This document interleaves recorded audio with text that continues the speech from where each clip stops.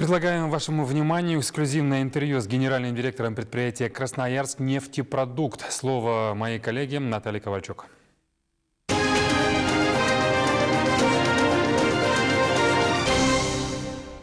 Здравствуйте, Юрий Юрьевич. Здравствуйте, Наталья.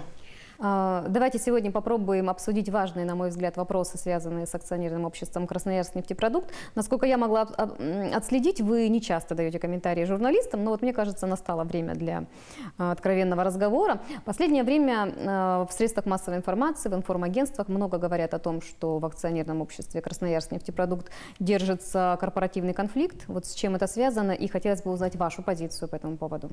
Да, Наталья, я не часто даю интервью, но вашему каналу с радостью его дам. На мой взгляд, не существует никакого конфликта в Красноярск нефтепродукте. Есть представители миноритарных акционеров, то есть миноритарные акционеры, которые владеют достаточно большим количеством акций, почти 19%, которые могут принимать достаточно активное участие в деятельности предприятия.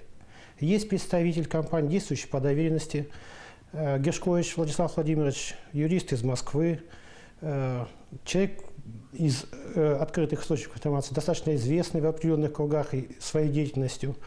Самих учредителей нашего акционера, кипрская компания RB Securities Limited, мы никогда не видели, фамилии их не знаем. С удовольствием бы с ними познакомились. И вот, пользуясь таким моментом, я их приглашаю прямо приехать в Красноярск, в Красноярск нефтепродукт. И нам бы очень хотелось, что вот ту позицию, которую занял их представитель, и те заявления, которые он делает, в том числе в средствах массовой информации, они подтвердили, что разделяют его позицию, что на самом деле он озвучит их позицию, а не какую-то свою личную. И это было бы очень хорошо, потому что по нашей информации доверенность, которая была выдана господину Гершковичу, она была выдана уже более года назад. Мы знаем, что Кипр с этого года вошел в ЕС, и, соответственно, там достаточно строгие правила в отношении всех компаний, зарегистрированных на Кипре, сейчас действуют. Далее господин Гершкович был известен в деятельности таких крупных компаний с государственным участием, где государство более 50% имеет акции. Это и Саратов Энерго, и Газпром Геофизика. Это достаточно крупные предприятия. И также корпорация «Висма» и другие предприятия, где непосредственно в деятельности этих предприятий участвовал господин Гершкович в той или в иной форме. Ну, как правило, это примерно происходило так же, как в Красноярск нефтепродукте. Поэтому я считаю, что здесь нет конфликта между акционерами и предприятием, потому что мы пока непосредственно от акционеров их точку зрения на происходящее не слышали. Надеюсь, что в ближайшее время, наверное, мы это услышим. Насколько я знаю, вы руководите предприятием сравнительно недавно, с марта, по-моему, да? Вас называют менеджером со стороны. Правда ли, что вы совмещаете эту работу с работой в Лукойле Уралнефтепродукт? Если брать последнее мое место работы, я был начальник Тюменского регионального управления. Это управление, которое входит в состав Лукойл Уралнефтепродукт. Это стопроцентная дочка компании Лукойл. Я уволился там 6 апреля. С 21 апреля я уже работаю в Красноярске. И, конечно, я нигде никакие должности не совмещаю, ни в одной организации. И я думаю, что это практически было бы невозможно. Один из самых ожидаемых, наверное, от меня вопросов о цене на топливо. Какова закупочная политика вашего предприятия? Значит, закупочная политика у нас действует в соответствии с положением о закупках, которое утверждено действует в нашем предприятии. Утверждено оно в марте 2012 года. Хочу отметить, что господин Гершкович голосовал за. Замечаний по тому, что наше положение не соответствует 223 федеральному закону, у нас на данный момент в компании нет. И если они будут, мы их будем рассматривать. Хотел бы также отметить, что закупочная политика наша изменилась в последнее время. Это связано с тем, что в 2011 году, к примеру, весь объем нефтепродуктов, который закупался Красноярск нефтепродуктом, он в основном поставлялся Роснефтью и Газпромнефть Кузбасс. Сейчас ситуация на рынке изменилась. Это, наверное, связано с тем, что на 23% выросла наша реализация. Наверное, у этих крупнейших поставщиков на рынке, на красноярском рынке нет возможности поставить нам нефтепродукты в полном объеме. Поэтому мы вынуждены закупать нефтепродукты также на Омском заводе и на уфимских заводах, чтобы избежать остановки, в частности, своих АЗС из-за нехватки нефтепродуктов. Что касается вопросов по «Лукойлу», что мы закупаем по завышенным ценам у компании «Лукойл» топливо. Мы закупаем у компании «Лукойл» ограниченное количество топлива премиум-класса. Это бензин дёстовой марки «Эктоспорт» в Нижнем Новгороде и дизельное топливо класса экологичности 5 в Перми.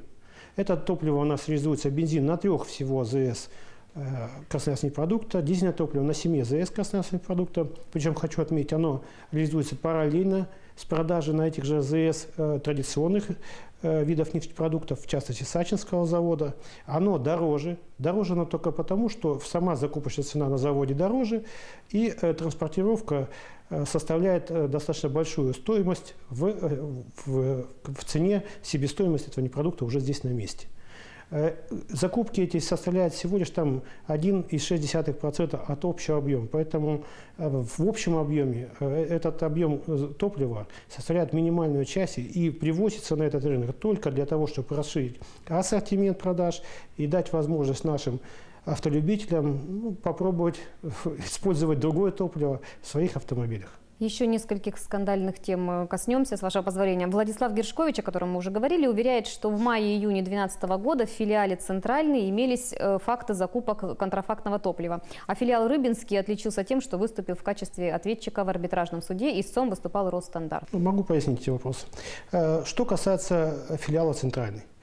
Я, честно говоря, как генеральный директор, узнал, что такой факт якобы был только где-то в ноябре месяце, когда появились первые случаи публикаций в средствах массовой информации. До этого ни о чем подобном я не слышал, мне никто не докладывал, в том числе и руководство филиала. После того, как я обнаружил в средствах массовой информации такие заявления подобные, мной было доуказано в филиал, была проведена служебное расследование, и мы не обнаружили ни одного факта, где топливо, поступающее в нефтебазу, не соответствовало соответствующим параметрам, которые требуются согласно тех регламентов, которые у нас сейчас действуют, является одним из основных документов, которые характеризуют качество топлива. Поэтому, если господин Гершкович располагает реально какими-то документальными или другими фактами, подтверждающими, что такой случай был, пожалуйста, я тоже рад с ним встретиться, и пусть он мне покажет тогда эти факты, и мы пройдем еще раз служебное расследование. И если на самом деле вдруг когда-то это было, мы готовы наказать всех, кто к этому будет причастен. Это что касается центрального филиала. Что касается Рыбинского филиала, был случай, да, в прошлом году, в конце года был случай у нас, что один из автолюбителей заправился на одной АЗС нашей, которая принадлежит Рыбинскому филиалу, отъехал 170 километров, почувствовал какие-то перебои в работе двигателя, он увез машину на СТО. После этого он обратился в Росстандарт. Росстандарт по его просьбе выехал на эту АЗС, на которой он заправлялся. Был произведен отбор проб, сделан анализ. Анализ показал следующее, что в принципе было нарушение только по одному показателю, это содержание бензола. Это параметр, который влияет больше всего на экологичность бензина, а никак, в общем-то, на работу двигателя. Там показатель был 1,36%. Норма, которая подпадает под класс экологичности 2, это менее 5%, до 5%. Соответственно, и я думаю, что на тот момент бензины второго класса экологичности были разрешены продажи. Это было до 31 декабря 2012 года были разрешены продажи. Поэтому я не вижу каких-то здесь таких нарушений в качестве бензина, которые могли бы привести, я уж не говорю, что к поломке двигателя, а в принципе даже нанести какой-то экологический ущерб. Росстандарт, да, подал в арбитражный суд иск Красноярскнефтепродукту по нарушениям, которые я сейчас озвучил. Судебное заседание прошло, Росстандарту было отказано в иске. Надо обратить внимание на то, что за 2012 год розничная реализация нефтепродуктов в нашей компании выросла на 23%. Само по себе это, наверное, говорит о том, что все же к нам идут новые клиенты, потому что количество АЗС у нас не увеличилось. Мы работали с прежним количеством АЗС. Несмотря на это, на 23% выросла реализация на АЗС. Значит, нам приходят новые люди, значит, нам доверяют в качестве. Ну и, наверное, может быть такой факт даже, что ваш канал проводил в рамках акции «Бензиновая лихорадка» опрос, я сам лично читал, это было в конце января, сейчас дату, как последнее число января, где на нескольких сайтах проводился опрос, где вы предпочитаете заправляться. Там было в нашу пользу 41% опрошенных сказали, что предпочитают заправляться на АЗС «Красноярскнефтепродукта». Ну, наверное, тоже это каким-то образом характеризует, что ни о каком плохом качестве речи идти не может. В ноябре прошлого года на Красноярской нефтебазе был пожар.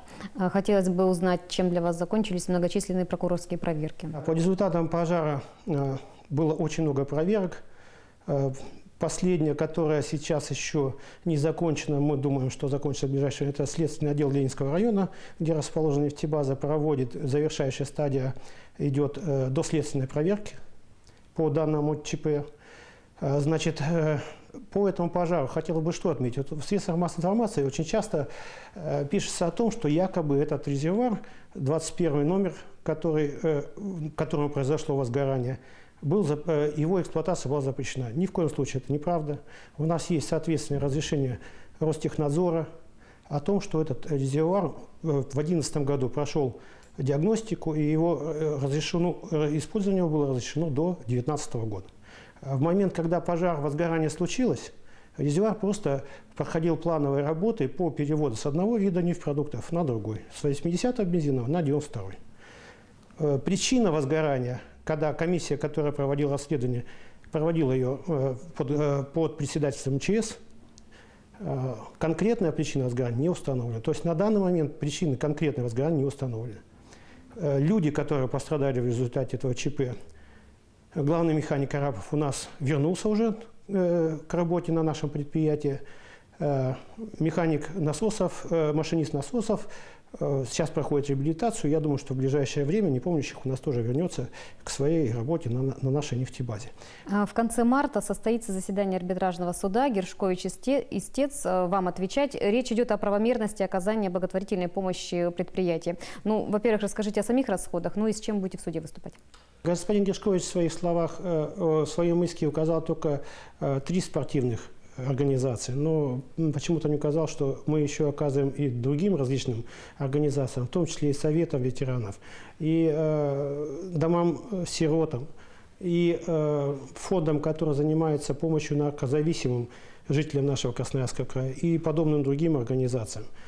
У нас ежегодно проходит общее собрание акционеров, на котором утверждается и годовой аудиторский отчет, и годовой баланс бухгалтерский, где, в частности, в форме 2 раскрывается и сумма благотворительной помощи, и непосредственно получатели этой благотворительной помощи.